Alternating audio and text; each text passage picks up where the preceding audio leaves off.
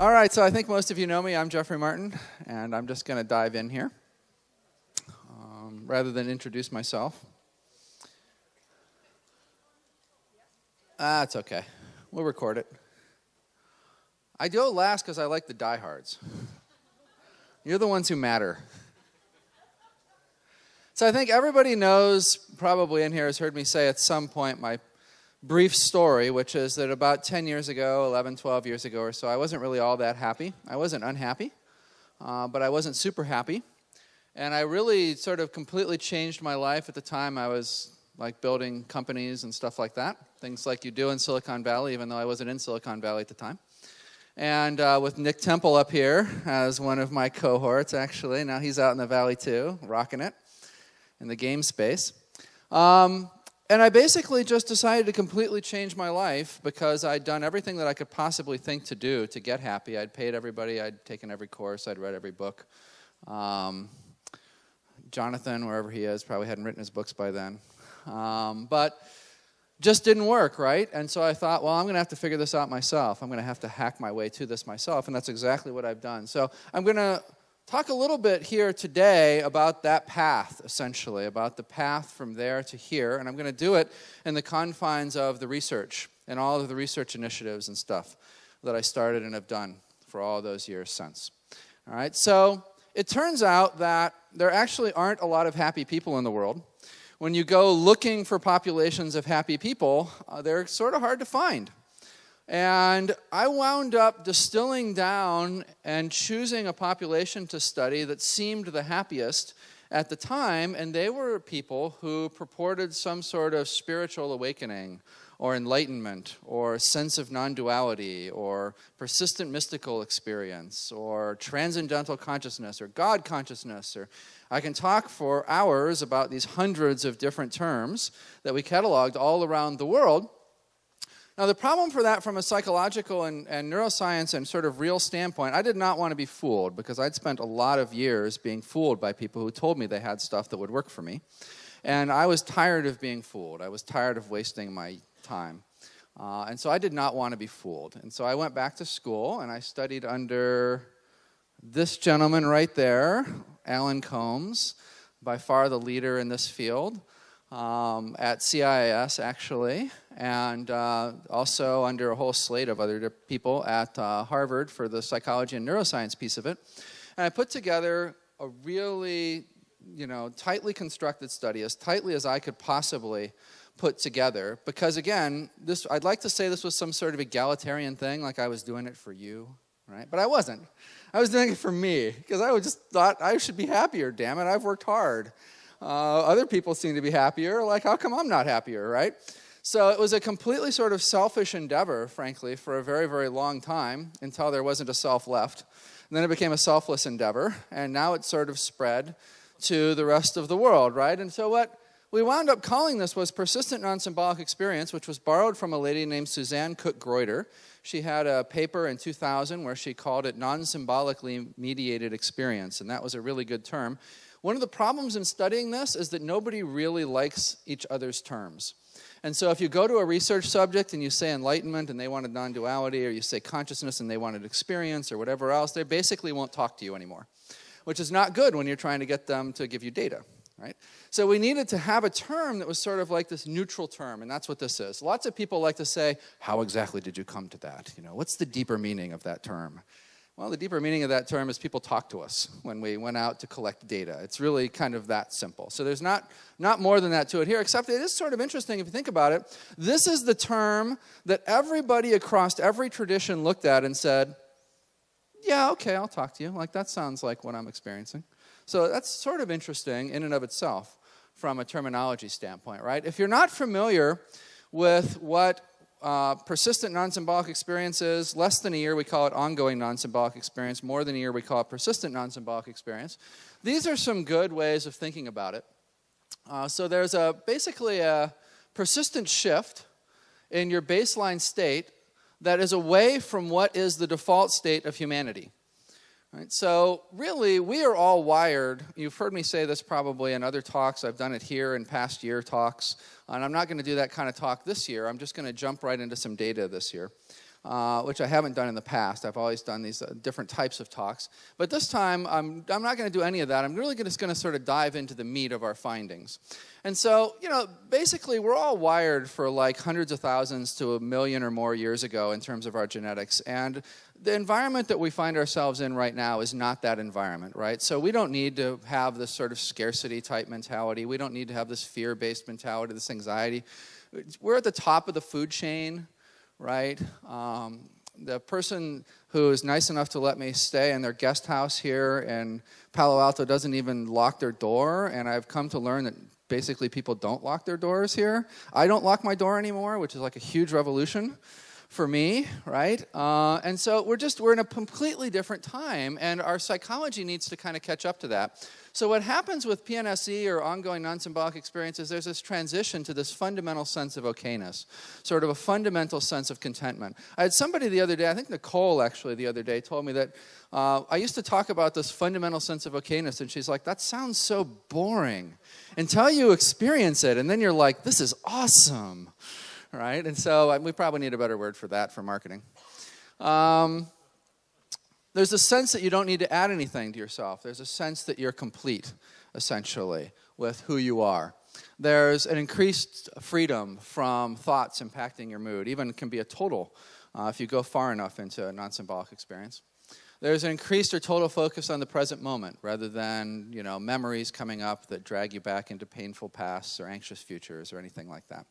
And so probably this is stuff that you've heard again and again and again, maybe from us and our research, but if not from that, from just the world's standard mystical traditions.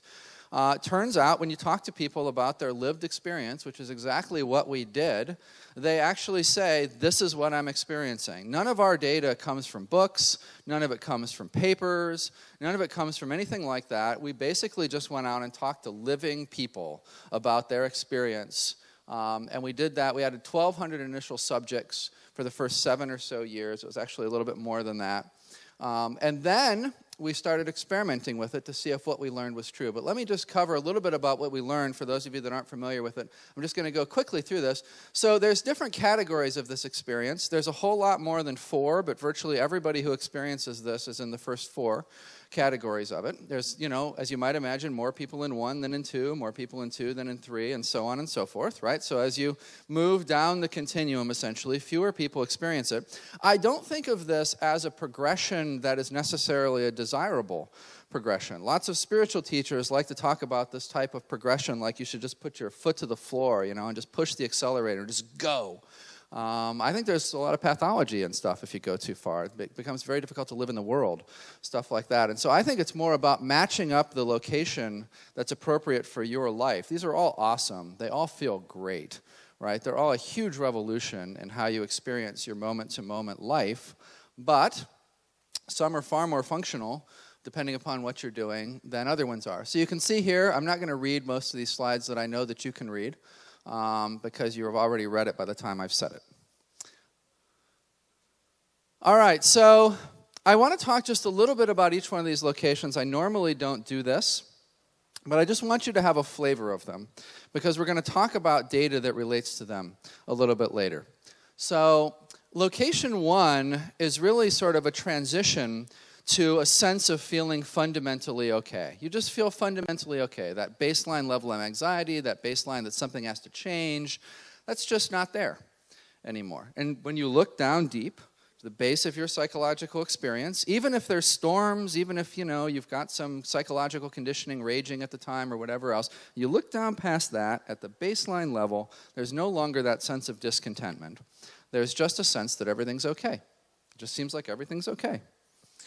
So that's the core sort of powerful transformation that occurs in location 1. And there's all sorts of other things that go along with it. You can see it up here. You're much less affected by those self-thoughts, right? Nicole had the best way of saying this ever.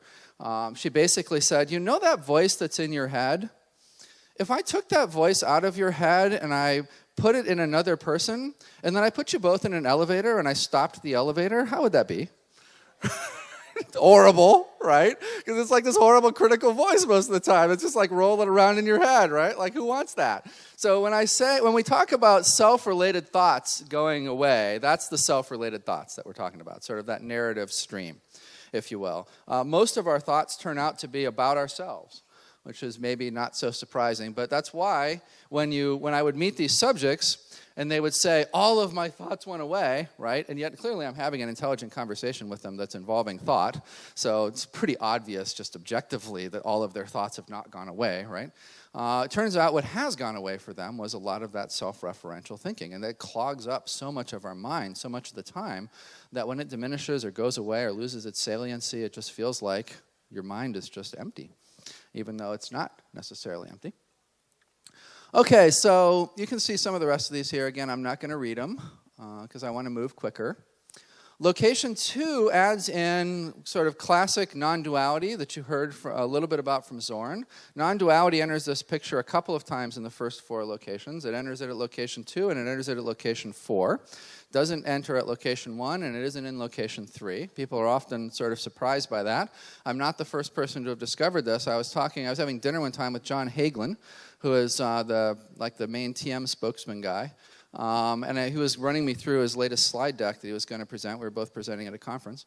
And I got to a slide where he had his levels of consciousness. You know, TM has the 7 levels of consciousness, roughly 4 of which are like these 4. And he had the exact same alternating order of duality and non-duality, but for him it came from this ancient tradition of Advaita and Advaita Vedanta.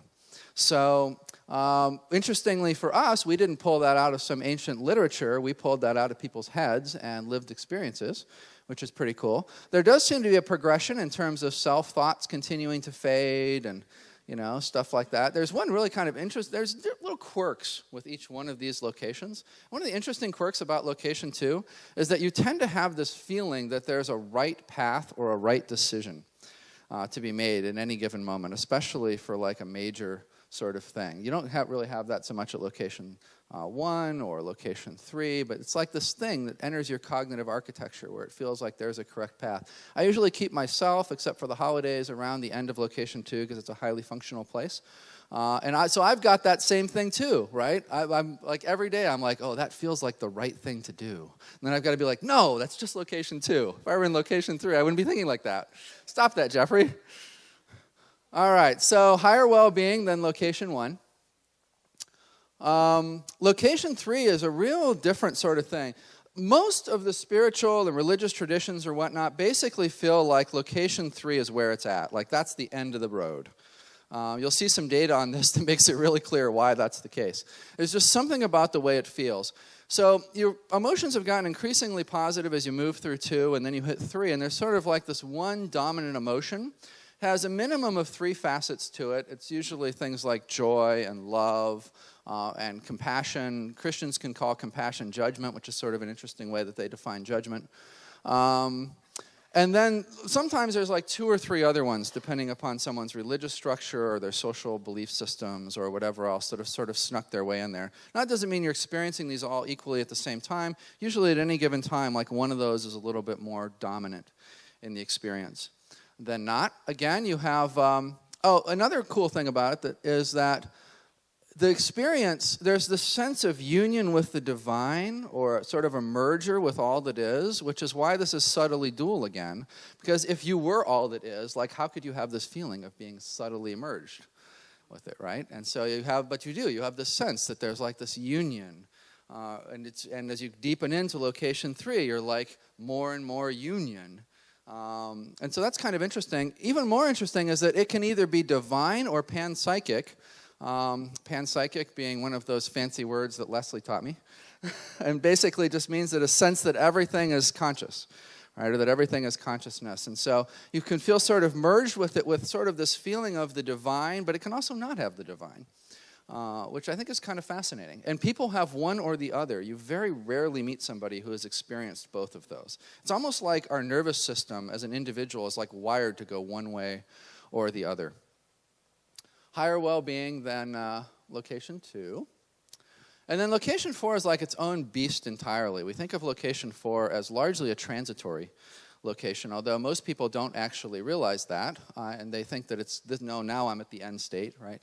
And so they really sort of lock themselves in to location 4, and there are some traditions that have absolutely put this at the end. There are some traditions that have banned this because there are some effects that come with it sort of psychologically that maybe make you not so fun to live with in a communal religious environment or something like that, right? And so they're like, no, location 3, that's the end, because there's all this love, and like who wouldn't want to live with a bunch of location 3 people? But like location 4, you just start reading these attributes, right? And it's like, wait a minute, no sense of agency, no emotion, no self-referential thought. Yeah, those people might not be that fun. They're really cool. There's nothing really that bad about it, but it does begin to decondition a lot of the social construction stuff, right? And there's a lot of stuff around approval. This feels most free out of the first 4 locations. Freedom is the word that goes along with location 4. And it feels the most free essentially because you are totally free in most cases, or about as free as you can imagine, from giving a crap about what anybody else thinks. And that's a very unusual experience for a human being to have. And as you can imagine, what might be behavior that you exhibit towards others changes as a result of that thus make this perhaps a place that you don't want to live in community with people. So there's also some stuff that we've picked up on, like the psychics, like sort of just psychological attributes. Like there's some pretty severe memory deficits that often go along with location 4. So a good example of these are if you pick your kid up every day at 3 p.m., probably never going to forget to pick your kid up. But if you got a doctor's appointment at 3:30 p.m., good luck remembering the doctor's appointment, unless you have a list, taped to the visor on your car, or, these days, younger people, I notice they do it all on their phone. They have all the lists on their phones and the alarms on their phones and stuff. Older people, I would go into their house to interview them, and they'd have, like, lists on their purses and their refrigerators and their TVs. And so there were 2 people that put it on their toilet. So that was kind of clear. You're, of course, at some point going to have to go to the toilet, right? And so you're going to see your schedule. You might not check your purse, right? You may not get some food out of the refrigerator for a while, but you're going to have to pee sooner or later. So that was actually a pretty clever one.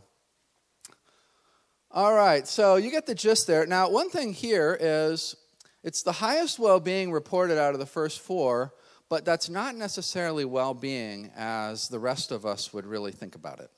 And you're going to see some disparities on that in some of the measures coming up. Okay, so here are some things that, there's always sort of some counter stuff associated with this. So we really didn't have much in our initial population around like specific spiritual practices that people did or hallucinogenic drug use. About half of people did drugs, about half of them didn't. Exposure to certain gurus or anything like that. So a lot of sort of the lore out there about here's what you do kind of washed out statistically in terms of whether or not it mattered that somebody got there. They basically keep the same preferences, hobbies, stuff like that. You're kind of the same person afterward. It's almost like there's this outer shell of conditioning that separates from some inner piece of you. And that outer shell just sort of keeps rolling ahead. And if you weren't depressed beforehand, then probably the people around you, you can just fool them and they won't even know that you've had this transition to a persistent or ongoing non-symbolic experience, which is kind of incredible because internally you feel so completely different, right? I can't tell you how many subjects I had that said something like, I thought I'm going to have to get up tomorrow and go to work, and like everybody's going to notice how weird I am. Or everybody's going to notice that I'm like completely different. And then they're driving home, right, after work, and they're like, nobody noticed a thing. How is that possible? I feel so completely different, right? And it's because it's like that outer layer of conditioning is still intact. They're still dressing the same way, talking the same way, same mannerisms, all of that, unless they have a really, really powerful transition that takes them way far on the continuum. So because of that, they're sort of unable to be differentiated. They can still be very dogmatic. In fact, if you're a Christian, for instance, and you wake up in a Christian context, you may be a lot more Christian than you ever were before. Just to pick on, I'm not picking on Christians, that's true of anybody. And conversely, if you're a Christian and you're walking in the woods and you have this experience, you might just totally flush Christianity and you might just associate it with, oh my God, I had this opening and it cleared me of all of this other belief and whatever else. And you can actually not be Christian, be sitting in a church for the first time, have the powerful experience in a church, and bam, are you a dogmatic Christian from that point on. So all of these things we've seen in our research. It's a very powerful experience, and the brain wants to attribute it to something. It's very common to have divorce and breakups. This is a very different way of being in the world. It's a very different way of interacting with people. And these happen for a variety of reasons. There aren't really significant changes on morality or health behaviors. People continue to smoke usually and drink and stuff like that. There's some body disassociation that goes along with it, even though people often insist that they've spent years embodying consciousness and getting consciousness deeply rooted into the body or whatnot. When you actually measure the physiology, there's quite a bit of disassociation from the body, depending on how far someone has gone down the line. There's claims of truth. There's like this noetic claims of truth. We've all heard of this, right? No, God told me that this is true, right?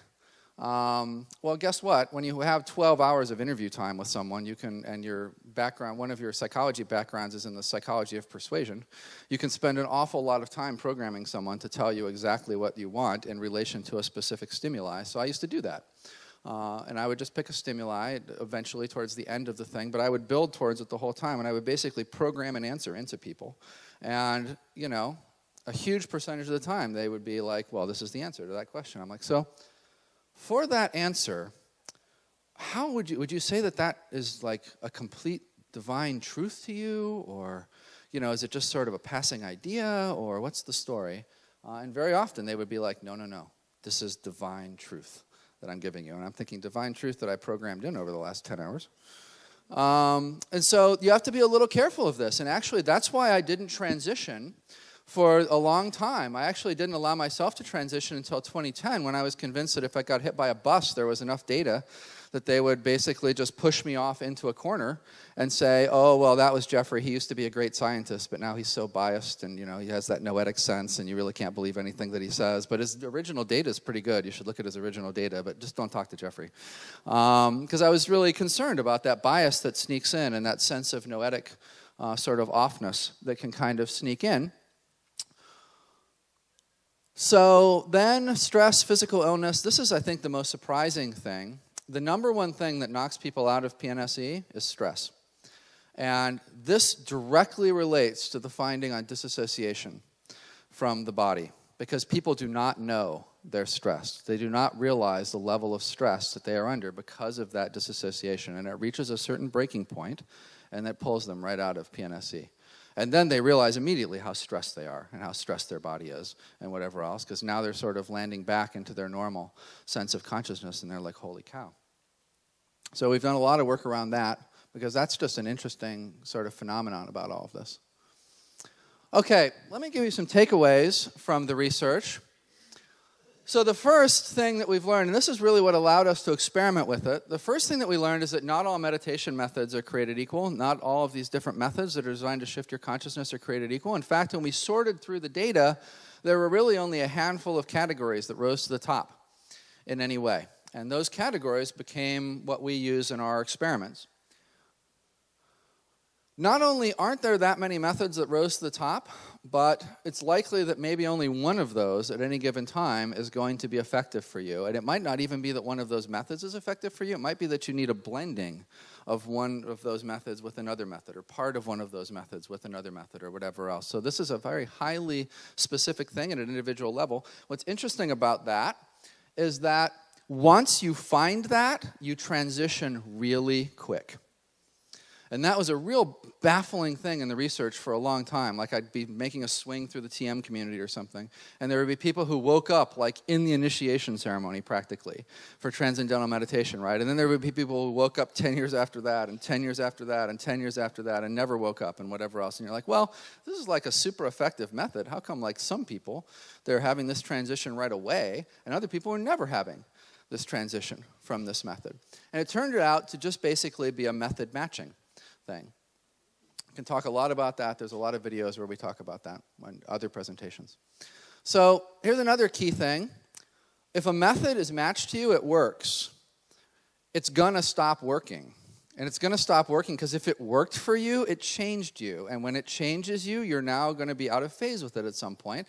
So that brings us to our final point, which is, under no circumstances hang on to a method that doesn't work, because it will probably wind out the progress that it initially wound in. You don't want to use methods that are out of phase with you. It's very, very common for us to encounter people who finally found that method that worked for them, and they grab on tight, and they hold it super tight, even when it stops working, but they don't care, because it's the only thing out of their 40 years of spiritual seeking or whatever that ever produced a result for them, right? And so they're just grabbing onto it tighter and tighter and tighter and tighter, and you're like, well, but, your well-being is like spiraling down, and it'll work again. It worked once, it'll work again. That's their theory.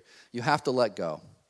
When a method stops working for you, you've got to let go of it. Find the next one. Even if it took you 40 years to find the first one, you just have to do it. It's just going to drag you down. So that's what led to this experiment that I've been talking about for a couple of years here, and that I speak all around the world all the time on and whatnot. Let's take a look at some of this data. One of the things that we've talked about in past years here is that I think the Finder's Course is largely analogous to Roger Bannister's story. It's the guy that broke the 4-minute mile. If you're not familiar with it, real quick, really, one person after another kept getting closer and closer and closer to the 4-minute mile. They were running 4 minutes and 0.0001 or whatever, right? But nobody could break the 4-minute mile. They were all convinced the 4-minute mile is the limit of human physiology, right? All the great physicians and PhDs and whatnot of the time. That's it. The human body will never run faster than a 4-minute mile. And then Roger Bannister comes along and he breaks it by, nobody even could hear, because they heard the word 3 from the announcer, right? And this cheer just goes up. He broke it by like a 100th of a second or something really small. Could have been the guy was wrong with the timer. I mean, who knows, right? But after that, you wind up with all of these people within months, all of these other world-class runners breaking the same record. And I think of the well-being the same way. For a long time, we've thought about the limits of human well-being being at this certain spot. Well-being means this certain thing. Psychological well-being means this certain thing. And that's it. That's our hard limit. It turns out that's not our hard limit. And so that's, I think, what our experiments have done to this point. These are the results for FC1 through FC10B. You can see there's about 421 people who successfully completed it. 302 of those transitioned to some location. We didn't always track location 5+. In the early ones, it just didn't occur to us that somebody could transition to that, so we just stopped at 4. So there could be some co-varying there with 4 in some of the early ones. And the interesting thing about this is that this happens from a day to 4 months. Literally, there have been people who transitioned the very first day. It was just like their lucky day, right? They had, the first method that we put out happened to be the method that matched them. Because you don't have to have this be something that you use a lot, right? You just have to have the matching method and you have to use it. They transitioned quite rapidly. And it's interesting because the first person that did this, the reports from this person were like the kind of reports that you could imagine having a religion built around someone, right? I mean, they were these beautiful, amazing, incredible reports. We do these progress reports every week or so. And I was reading these week to week, and I mean, they were just stunning from this person. And, right away, that person woke up in the first week, essentially, transitioned in the first week. Now, this is a soft number, this 72%, because if we were to go back and we were to say, okay, well, what about the people that didn't do their exit measures? What does this look like if we just have the number for the people who went all the way through the course and then said, you know what, I'm never filling out another measure for you guys. The course is over. I don't have to, you're not going to give me any more videos for my measures. I'm tired of answering your questions, right? So what happens if you go one back to the very last one that they were required to fill out? This number is actually higher. It's actually a lot higher. It turns out that PNSE people are especially against filling out 3 hours of psychological measures when they absolutely don't have to. So now we make them do that to be alumni. So we basically walked our way through this problem in different ways. And we started by asking ourselves, what is the impact? You don't have to worry too much about this. These are mostly example slides from earlier presentations. But we started by asking ourselves, okay, what's the impact on this type of program on everybody? Right? So everybody that goes through it. We didn't really have a good way to differentiate PNSE, not PNSE, whatever. And this is what it looks like. These are astonishing numbers. When I show these at academic events and stuff, I mean, they're like off the hook, right? 50% drop in loneliness and 36% drop in stress and 49% drop on one of the main depression measures used in the academy and, so on and so forth. So these are enormous moves. These are moves like you just don't see in other interventions. And then we finally reached the point where we were able to say, okay, well, what about, is there a difference between people who claim to experience ongoing non-symbolic experience and people who claim that they don't experience it by the end of the course? And so, again, this is just a representative. We got tons of measures. And you can see some of these changes here. So this is 19 to 28% above the people who reported not transitioning, right? So these are ongoing non-symbolic people, and how much more they are of something than the people who reported not transitioning. And so you can see they're reported to be 74% of the time happy versus 50% of the time, and so on and so forth. And there's some huge changes here, and they're exactly what we would expect. There's a huge jump in depersonalization, disassociation. There's a huge drop in neuroticism. Basically, if you had asked me to guess what these numbers might look like, I would have guessed that they would look something like this. So this was huge for validation because we're using the best measures. We're using the gold standard measures, the ones that are highly validated in the academic world and all of that. And it's one thing to think that you know what's going on based on having talked to a lot of people for a lot of hours, right? But it's another thing to get a nice sample and legit academic measures and all of that and see how the data comes in. Here's another way of looking at that. And so these are the top 10 items for people that transitioned versus the top 10 items for people that didn't transition. And this is exactly, this is like a description of ongoing non-symbolic experience. When you see something like anxiety in 83%, these are all for the positive direction. So that means a reduction in anxiety. 83% of people basically reported a reduction in anxiety. Is how to read that number. What's new now, and the reason I'm actually covering statistics a little bit in this presentation is because we've just had a cool data crunch. Ari, are you in the room? Is Ari here? Ari Burwalt? All right, well, I wish he was here. Because he's done an amazing job of crunching numbers for us, and I'm super grateful. Lindsay Briner, I know, is sitting right there. Lindsay, you can stand up and just say hi. Come on, stand up. She's doing her PhD on this. She's one of our PhD students.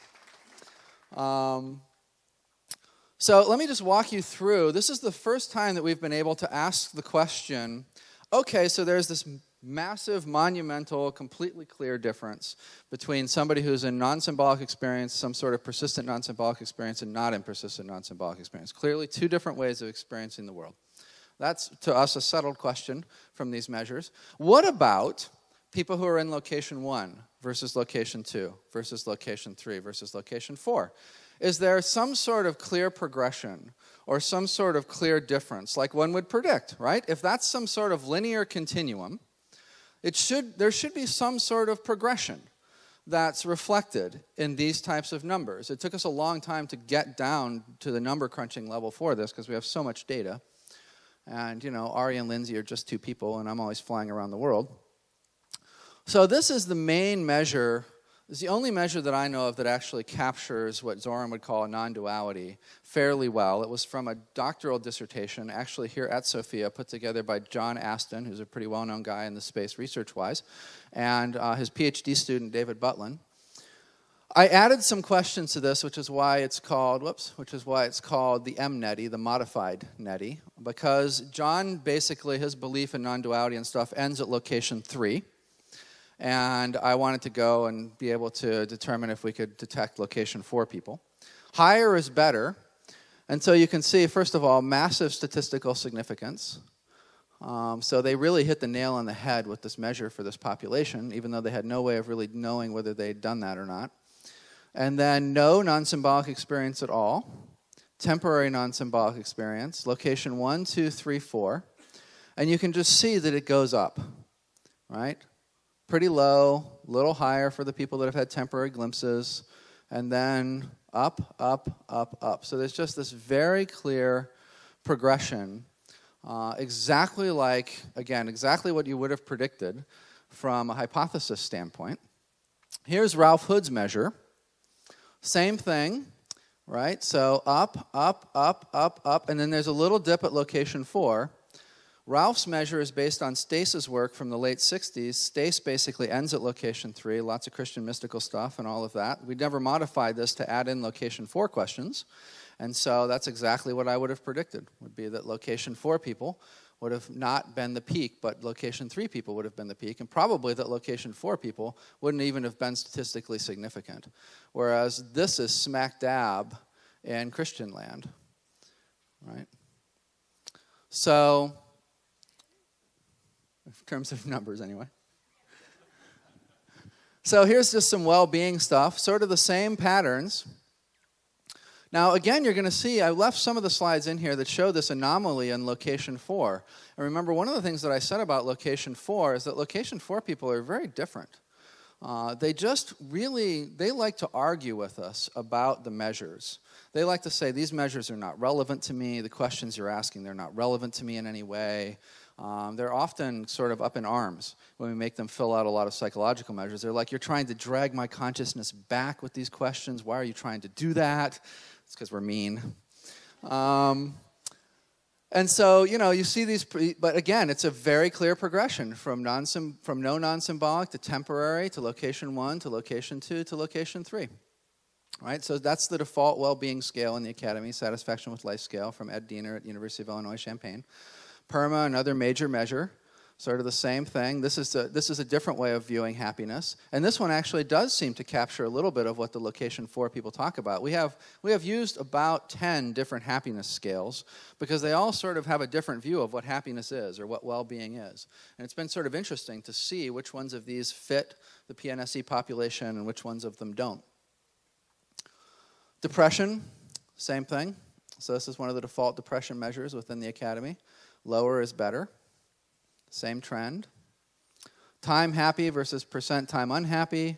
Again, same trends, except for, once again, on the happy side, not doing such a good job of defining happiness as a location 4 person would define it. But really good aside from that. And, even the location 4 people get the unhappy stuff. So there's a full progression there. Anxiety, same thing. And then meaning is a big one because one of the things that changes profoundly with PNSE is someone's sense of meaning. So this is an overall meaning construct. It's one of the sub-factors or subscales from the PERMA. And you can see again exactly what you would expect going up. Not statistically significant, interestingly, at location 3 though, but nonetheless a trend in the right direction. And then again, that dip at 4, it's a bit of a mismatch with 4. I'm actually surprised some of these were as much a match for 4 as they really were. Presence versus search. So search is like seeking. It's the type of meaning that everybody's trying to reduce or get rid of. So you want seeking to go down. You want presence to go up. And that's exactly what you see. Again, you see the same progressions essentially across these. And then just some miscellaneous things, some other things that PERMA looks at, which is someone's sense of accomplishment. Interestingly, accomplishment, your feeling of accomplishment goes up. This is kind of a baffling one to me because of some of our other data. I want to dig into that finding some more. Engagement, kind of the same story. Loneliness. Now, these are a bunch of those individual things like love versus love for others and things like that. And what I've done is I've said, for each one of these items, where was the peak?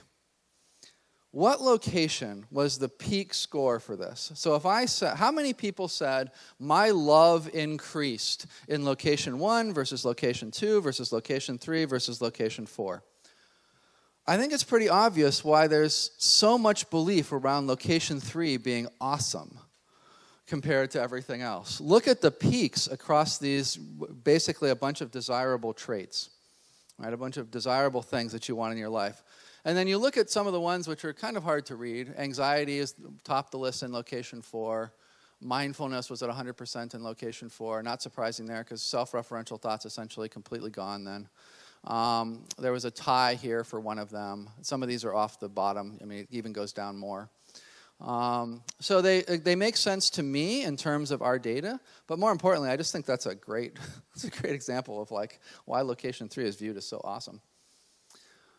And then here's some differences between the different locations, like location 1 through 3 versus location 4 versus location 5 plus. So The first column is location 1 through 3. Second one is location 4.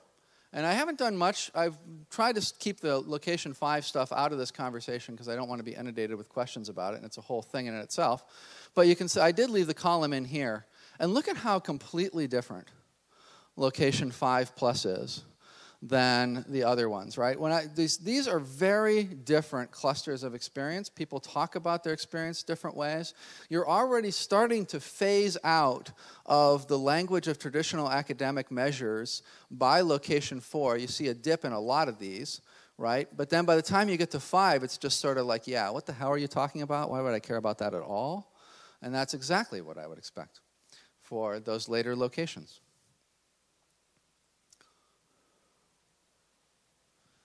Okay, so I want to talk just briefly about some challenges that we see to adoption of this, because there's no real question that this feels fantastic. I'm not sure what you could possibly offer me to get PNSE wrestled out of me, but it would have to be something, I don't know, it would have to be something better than PNSE. Good luck finding that, because just my moment-to-moment experience of life has been so incredible since that transition, right? But nonetheless, it's very hard to sort of convince people. So the experiment is a crowd-funded experiment. We've charged everywhere from free to, I think, the $125 or something on the lowest end, all the way up to $10,000, maybe a little bit more than $10,000 on the high end, trying to see if price affected people's success rates and their commitment levels and stuff like that. It costs us about $1,000. It costs us $800, $1,200 to attract every single participant to the Finder's course. So that's basically how much it costs to find someone, even when you have good mailing list partners and stuff that should have a bunch of enlightened people, people who are interested in actually becoming enlightened on it. That's ultimately how much it costs you just to find people who are willing to really sort of make the commitment and make that transition. We estimate, based on mailing list sizes and stuff that we know about from partners and whatnot, and people in the space, that there's probably less than 300,000 people worldwide that speak English who are genuinely interested in a transition to PNSE. A lot of people would like for their individualized sense of self to get enlightened, right? Unfortunately, it doesn't sort of work like that. And so in terms of the true diehards, there's just not that many of them. They're hard to find, and they're hard to get to participate. So it costs us a pretty good amount of money to get each one. And we thought a lot about why that is, and we've done a little bit of research on it. And one thing that's associated with this is sort of just general beliefs of people. There's a lot of fear. People spend their entire life building up this sense of who they are, this individualized sense of self. And it doesn't seem like something that you really want to mess around with, or that you want to produce some sort of profound change in that you might not know what's going to happen on the other side of it. And it doesn't seem to matter how many people like me you meet that swear that you should try this. It's still just such a big ask. So much of a person's daily life has gone into continually building and refining and creating who that is. So that general belief is a huge issue. Then I thought I'd throw in a fun one. Like, there's lots of religious and spiritual beliefs around money. And so in India, it's a problem for us that I'm not a billionaire with a lot of ashrams and tons of devotees and whatnot, because I can't possibly be in PNSE if I don't have lots of ashrams and lots of major supporters. And like, one of the things that they look for as their criteria for who's enlightened is, what's the support that you're getting from nature or the universe or whatever else, right? So you should be Maharshi, or Maharishi, as closer people called him Maharshi, the TM guy, right? Building gold domes, building stuff all over the world, building a $2 billion spiritual empire, essentially. That guy is clearly enlightened. Look at the way the universe is supporting him, right? And then all the way on the other side of the fence, you have the belief that this stuff should be totally free, right? And so, the argument in that case is, how can you charge a penny for this? It's part of your default nature, whatever else, and you've got everything in between. And so for the people so most people aren't interested in it because they're scared to death of this fear of loss of self stuff that people have talked about publicly so long, even though that's not a big concern. And then the people who are into it, you wind up with categories of stuff like this. So if you can imagine like a dozen or two categories where people feel really strongly in completely opposite ways, it becomes very difficult to think about how you can pull in a lot of people sort of en masse into some system that satisfies that. I mean, maybe you could have a blind trust with $2 billion in it or something, but it's not really yours. You're doing it for free, or I'm not even sure like how you can sort of combine and work with that kind of stuff. And it's cultural. It's different all around the world. And I would tend to bias it as I think about it, right? I would tend to bias it towards China and India, places where there's just huge amounts of population, and say, what is it that they really care about? Because there's a few hundred million people in America. When I left China after working with Gino Yu in Hong Kong a number of years ago, in 2010 or whenever that was, I remember seeing the statistic on the way out of Hong Kong that there were more people online in China, maybe even on their cell phone online in China, than alive in America. And so to some degree, maybe we should, now it's like twice as many, right, that are online, or probably more than that, versus alive in America. So to some degree, maybe we should be thinking about this from an impact standpoint. I don't know. We don't have that problem yet because there's still problems with technology and distribution methods. Now, this is actually the thing that I worry the least about at this point, and it's because we've done so much work worldwide with all of this trans-tech stuff. There are people all over the world doing really amazing projects for transitioning people to persistent non-symbolic experience, which is absolutely fantastic. So much so that I feel like I don't even have to think about applying myself even necessarily in that way anymore. Interestingly, one of the things that we've learned is that probably getting people to PNSE, quite paradoxically, is actually the easy part.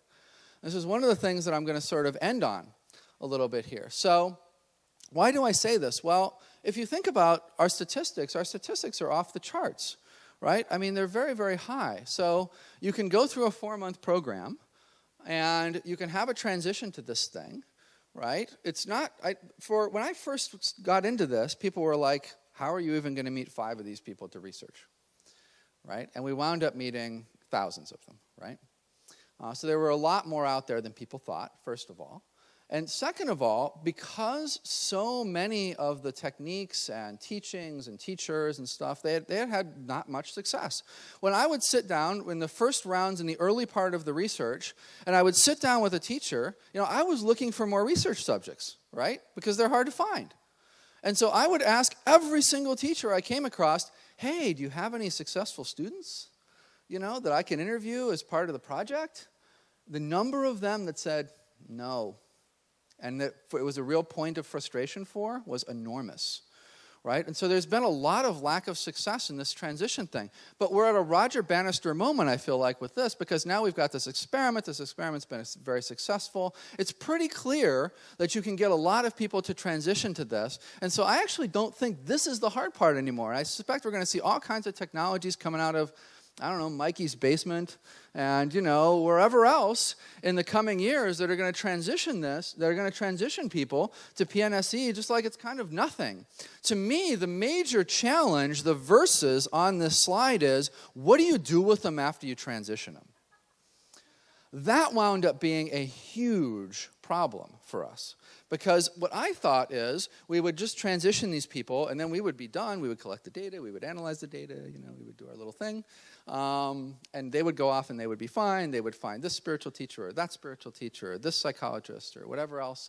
And that actually didn't turn out to be true. And the reason is because if you exit the course in like location 3 or location 2 or something, and you wind up with someone who doesn't believe in location 2 or location 3, like that's the teacher that you find, then your whole experience is invalidated. And now you've got this whole psychological discord thing going on. And there's tons of teachers out there who are like, it's all about love, If you don't have love, you're not enlightened. When our location 4 people bounce off somebody who believes in love, that's a problem. And so we accidentally sort of created this huge problem for ourselves with people that left the course, and we have been trying to fix that ever since.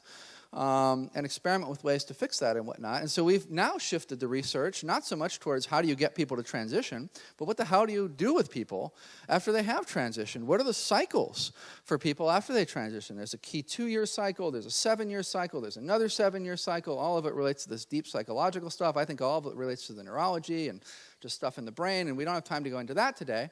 But I think that is the next place, essentially. So I don't think getting people to transition is that is going to be that difficult, and I think a lot of people in this room will probably knock that out with a pretty high degree of reliability over the coming years. What I'd like to, every year I try to get you thinking about different stuff. What I'd like to get you thinking about this year is, this is probably on track now, right?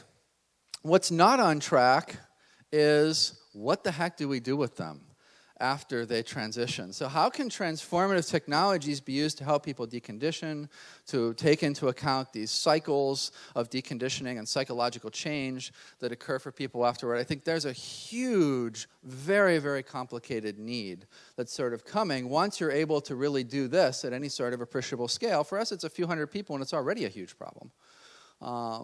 Imagine when that's a few thousand people, or 300,000 people, or 3 million people, or 30 million people, or whatever. There's going to have to be technologies that deal with that. There's just not the level of expertise out there to do it on a onesie-twosie basis with workshops or whatever, right? And it's going to have to be done with an app, or a brains app, or, the stuff that we talk about here from a transformative technology standpoint. All right, I want to thank all of our collaborators, many of whom are in the room,